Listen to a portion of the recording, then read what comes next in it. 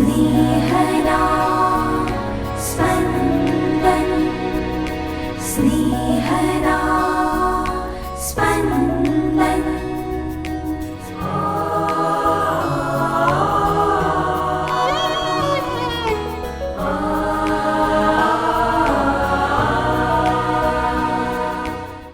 આજે ભસ્મ બુધવાર. ધર્મસભા આજે સંત કુરિયાકોસ એલિયાસ ચાવરાનું પર્વ ઉજવે છે. આજથી 40 દિવસની પવિત્ર તપઋતુનો આરંભ થાય છે. આજે નક્કી કરીએ કે આ તપઋતુ વ્યર્થ ના જાય. આજના શુભ સંદેશમાં માનવ નિયમિતપણે 3 ધર્મ કાર્યો કરે છે. એ ધર્મ કાર્યનો હેતુ ચકાસી જોવા ઈસુ શિક્ષણ આપે છે. સાંભળીએ સંત માથીકૃત શુભ સંદેશ, અધ્યાય 6, કડી 1-6 તથા 16-18. હું તમને ચેતવું છું કે લોકોની નજરે ચડવા માટે તેમના દેખતા ધર્મ કાર્યો કરશો નહીં તો તમારા પરમપિતા તરફથી તમને બદલો નહીં મળે. એટલે જ્યારે તું કંઈ દાન ધર્મ કરે ત્યારે દાંભિકો લોકોની વાહ વાહ મેળવવા માટે સભાગૃહોમાં અને શેરીઓમાં ઢોલ પીટે છે તેવો તું પીટીશ નહીં. હું તમને ખાતરીથી કહું છું કે તેમને તેમનો બદલો ક્યારનો મળી ચૂક્યો હોય છે. પણ જ્યારે તું દાન ધર્મ કરવા બેસે ત્યારે તારો જમણો હાથ શું કરે છે એની જાણ તારા ડાબા હાથને થવા ન દઈશ. આમ તારા દાન ધર્મ ગુપ્ત રહેશે અને ગુપ્ત કર્મોને જાણનાર તારા પિતા તને બદલો આપશે. વળી તમે જ્યારે પ્રાર્થના કરો ત્યારે દાંભિકોની જેમ વર્તશો નહીં. એ લોકોને સભાગૃહોમાં અને શેરીઓને નાકે ઊભા રહીને પ્રાર્થના કરવી ગમે છે, કારણ તો જ બધા તેમને જોઈ શકે ને. હું તમને ખાતરીથી કહું છું કે તેમને તેમનો બદલો મળી ચૂક્યો હોય છે. પણ તું જ્યારે પ્રાર્થના કરે ત્યારે તારી ઓરડીમાં જઈને બારણા વાસજે અને એકાંતમાં પણ વસનાર તારા પિતાની પ્રાર્થના કરજે. એકાંતની વાત જાણનાર તારા પિતા તને બદલો આપશે. વળી જ્યારે તમે ઉપવાસ કરો ત્યારે દાંભિકોની પેઠે ઉદાસ દેખાશો નહીં. તેઓ તો લોકોને પોતાના ઉપવાસની ખબર પડે એટલા માટે મોઢું વરવું કરીને ફરે છે. હું તમને ખાતરીથી કહું છું કે તેમને તેમનો બદલો મળી ચૂક્યો હોય છે. પણ તું જ્યારે ઉપવાસ કરે ત્યારે માથામાં તેલ નાખજે અને મોં ધોજે, જેથી તે ઉપવાસ કર્યો છે એવું લોકો જાણવા ન પામે. ફક્ત એકાંતમાં પણ વસનાર તારા પિતા જાણે. એકાંતની વાત જાણનાર તારા પિતા તને બદલો આપશે. स्नेहदा स्पन्दन स्पन्दन। આજે ભસ્મ બુધવાર. આજથી ઉપાસનાના વર્ષમાં તપઋતુનો પ્રારંભ. તપઋતુનો ધર્મસભાની એક આજ્ઞાના ફરજ પાલન તરીકે નહીં, પણ આપણે તેનો વ્યક્તિગત અનુભવ દ્વારા અંગત અનુભૂતિનો સ્પર્શ અનુભવવાનો છે. આજના શાસ્ત્રપાઠો આ ઋતુને અસરકારક રીતે ગાળવા માટે મદદરૂપ અને માર્ગદર્શન આપે છે. તપઋતુમાં આપણે 3 બાબતો પર ધ્યાન કેન્દ્રિત કરીએ છીએ: પ્રાર્થના, દાન ધર્મદા અને તપ ઉપવાસ. આજના શુભ સંદેશમાં ઈસુ આ 3 બાબતોમાં આપણે શું કરવું અને શું ટાળવું એના વિશે સ્પષ્ટ શિક્ષણ પૂરું પાડે છે. પહેલું, પ્રાર્થના. પ્રાર્થના એ આપણો ઈશ્વર સાથેનો અંગત વાર્તાલાપ છે. સામૂહિક પ્રાર્થનામાં પણ આપણી અંગત પ્રાર્થનાનું આગવું મહત્ત્વ છે. પ્રાર્થનામાં ભાષા કે શબ્દો કરતાં વિશુદ્ધ મને ઈશ્વરને શરણે થઈને તેમની સાથે કરેલી વાતચીત, જેમાં ફરિયાદ પણ હોઈ શકે અને કોઈ માગણી માટેની હઠ પણ. પરંતુ તપઋતુ દરમિયાન પ્રાર્થનામાં આપણે જેવા છીએ તેવા ઈશ્વરને અર્પણ કરી દઈને વીતેલા જીવન પર નજર નાખીએ છીએ અને જ્યાં જ્યાં ઈશ્વરના માર્ગેથી ભટકી ગયા હોઈએ ત્યાંથી પાછા વળવાની ગાંઠ વાળીએ છીએ. પ્રાર્થનાની બાબતમાં ઈસુ દંભ સામે ચેતવે છે. આપણે પ્રાર્થનામાં ઈશ્વર સાથેની નિકટતા અને નિખાલસતા જાળવીને શુદ્ધ ભાવ સાથે મૌન બેસીએ તો પણ આપણી પ્રાર્થના ઈશ્વરને પહોંચી જાય છે. બીજું, દાન ધર્માદા. નામ એનો નાશ એ સનાતન સત્યને અવગણીને માનવી નામ કમાવવા માટે દાન ધર્માદા જેવા પવિત્ર ધર્મ કાર્યને પણ બાકાત રાખતો નથી. ઈસુ લોકોની નજરે ચડવા અને વાહ મેળવવા માટે કરેલ દાન ધર્મ સામે પોતાની નારાજગી આકરા શબ્દોમાં વ્યક્ત કરે છે. ગુપ્ત દાનને મહાદાન કહેવામાં આવે છે અને આજના સમયમાં પૈસાથી કરેલ દાન ધર્માદા કરતાંય કોઈના માટે સમય કાઢીને મદદરૂપ થવાથી એ કામ મોટી રીતે થાય છે. પૈસા વિના પણ એક માનવી બીજા માનવીને મદદરૂપ થઈ શકે એવા અનેક રસ્તા છે. જરૂર છે કે આપણે વિવિધ જરૂરિયાતમંદ લોકોની જરૂરિયાતો સમજીએ અને આપણી ક્ષમતા મુજબ એમને મદદરૂપ થઈએ. ત્રીજું, તપ અને ઉપવાસ.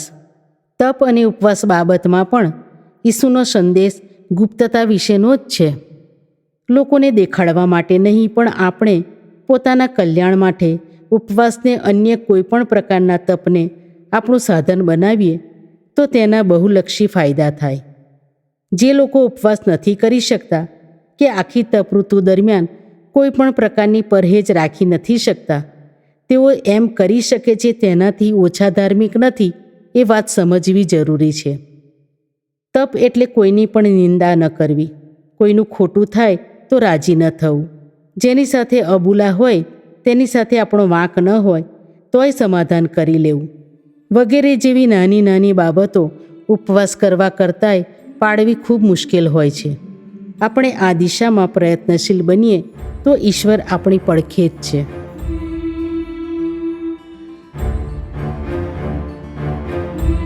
સ્મરી લે માનવ માટી જાયું તું મળશે માટીમાં હે, તું મળશે માટીમાં હે. સ્મરી લે માનવ માટી જાયું તું મળશે માટીમાં હે, તું મળશે માટીમાં હે.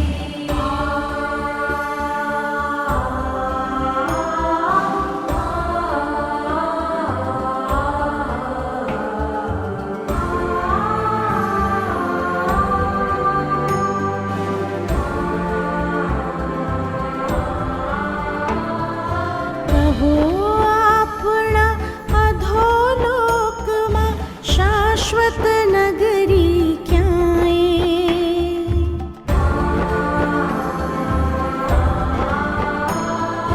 પ્રભુ આપણા અધોલોકમાં શાશ્વત નગરી ક્યાંય. પાર્થિવ આમ નગરીની ભીતો ભાંગી જાય. સ્મરી લે માનવ માટી જાય તું મળશે માટીમાં હે, તું મળશે માટીમાં હે.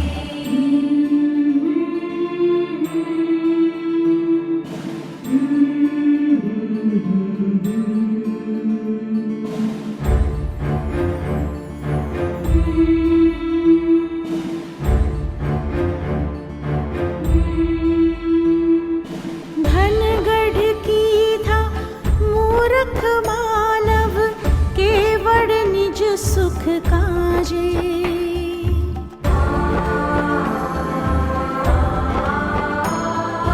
धनगढ़ की था मूर्ख मानव केवड़ निज सुख काजे. आत्म हीरो મળ્યો નહીં તો સહુ જગ રળીએ શું થાશે. સ્મરી લે માનવ માટી જાય તું મળશે માટીમાં હે, તું મળશે માટીમાં હે.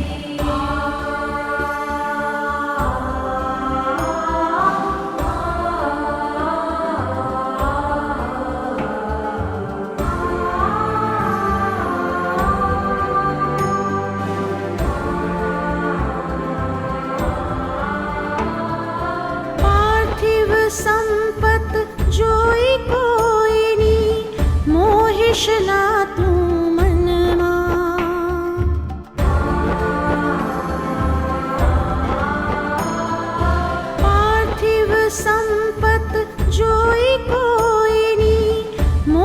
પ્રશ્ના તું મનમાં ભલા માનવી ખ્યાલ કરી લે, કશું ટકે ના જગમાં સ્મરી લે. માનવ માટી જાય તું મળશે માટીમાં, હે તું મળશે માટીમાં.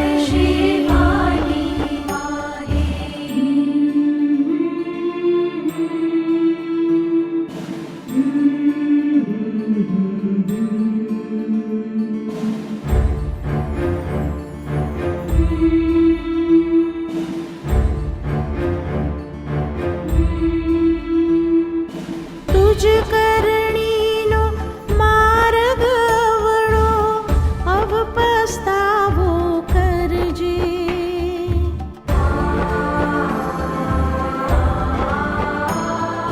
તુજ કરણીનો માર્ગ વળો, અવ પસ્તાવો કરજે. સવડે માર્ગ વળી પ્રેમથી પ્રભુને શિર તુજ ધરજે. સ્મરી લે માનવ માટી જાય તું મળશે માટીમાં, હે તું મળશે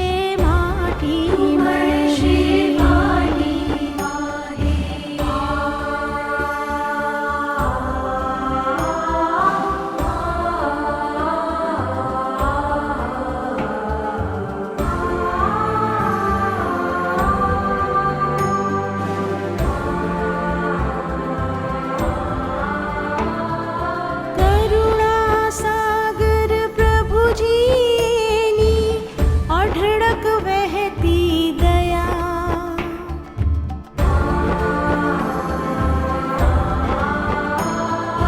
કરુણા સાગર પ્રભુજીની અઢળક વહેતી દયા. પ્રસન્ન મુખને વિરલ કોપે ક્ષમા ભાવથી ભર્યા. સ્મરી લે માનવ માટી જાય તું મળશે માટીમાં, હે તું મળશે માટીમાં, હે તું મળશે માટીમાં, હે તું મળશે માટીમાં, હે તું મળશે માટીમાં, હે તું મળશે